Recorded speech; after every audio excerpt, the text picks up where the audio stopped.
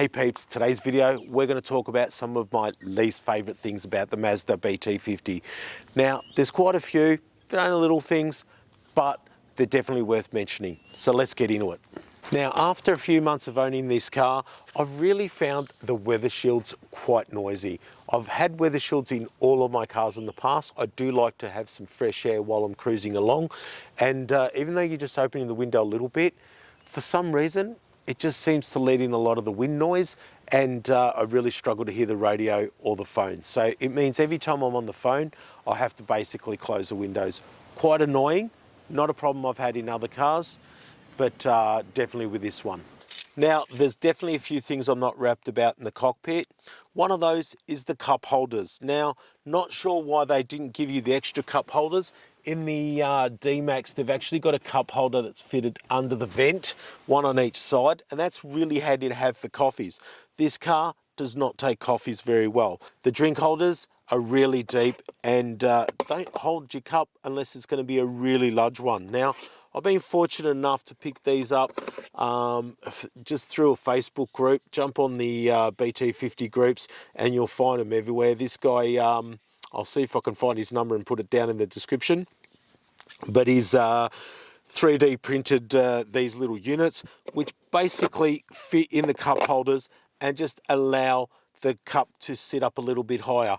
Otherwise, they're quite useless. Another little pet hate for me is these buttons here. Now, on the steering wheel, they have a little dot, kind of like a braille thing, I suppose, where you can, you know, while you're driving, without looking, you can identify which one's the middle button and then work your way around from there. But here, you've got, what, 10 buttons across the unit, and there's really no way of knowing which button you want to press. So you often have to look down, makes things a little bit dangerous and awkward. So I really wish that they'd help you identify the buttons without looking. Now think hard before you spend $500 getting a wireless charger system. I got that put in thinking, what a fantastic idea, a little bit overpriced, but I was going to live with this car for a few years, so I thought I'd do it, but it's actually quite useless. I find that it just doesn't have enough power to charge your phone. Now, that could be partly because of Spotify playing while you're driving or playing Google Maps, but I find it actually drains quicker than it charges. An absolute pain in the butt, guys. I've tried switching those off and it really doesn't do a hell of a lot better. Now, the way around that is to USB-C cable. I plug it straight into my phone and it works really well. It definitely works a lot better, but don't know why I paid $500 for a wireless charger. Kind of useless. Now, when I talked about some of my favourite things about this car, I talked about the 9-inch screen. Love the size of the screen. Now, a couple of features I don't like about the screen or the media system in the Mazda BT50. Number one, every time you turn the car on, and this might be becoming a common thing across cars, but you have to press the OK button every time. I'm happy to sign something that just covers all rights. At the end of the day, it's just a big pain in the butt, guys. Work it out. Let us drive the car without having to give permission every time we jump in the car. A couple of other things I haven't liked about this is the GPS satellite navigation system.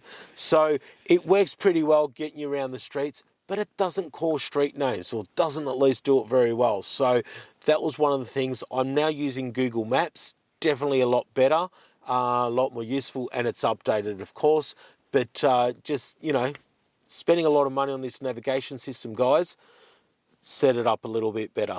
Another pain in the butt for me is the throttle lag. Now, this seems to be becoming a problem in most vehicles. Definitely had it in my last vehicle. I've fixed the problem with the Directions Plus TR Plus throttle controller.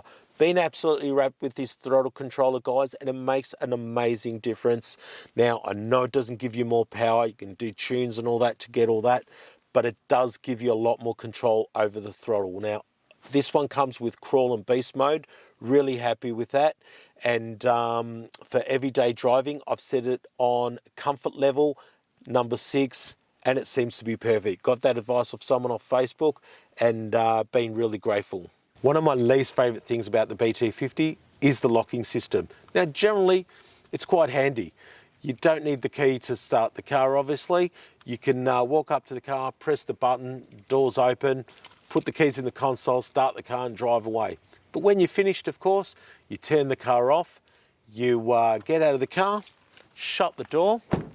You'll hear a little beep because it's basically saying everything's A-OK. You've got the keys with you. You walk to the back because you want to get your shopping out. What do you think's going to happen? It locks every time. Can't even get to the back of the car and get it open without having to unlock it again. Give me a couple of meters, guys. Give me a little bit of time. Surely this can be fixed.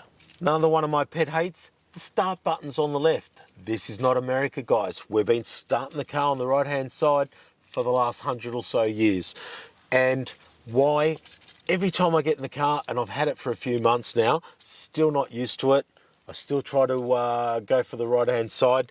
It's just not intuitive on the left-hand side, guys. Really sorry, but it has to be moved. Well, peeps, they're my least favourite things about the Mazda BT50. I'd love to hear your feedback in the comments below. Let us know what you do or don't like about the BT50, and would those things change your mind about buying a BT50? It definitely wouldn't change my mind. I do love this car, even though there's a few things, you know, where I was going to find things to whinge about, but overall, it's been a great car to drive and a great car to own, and Mazda been really good to deal with as well. So there you go, peeps. Hopefully you enjoyed this video. If you did, hit that like button. We'll see you soon.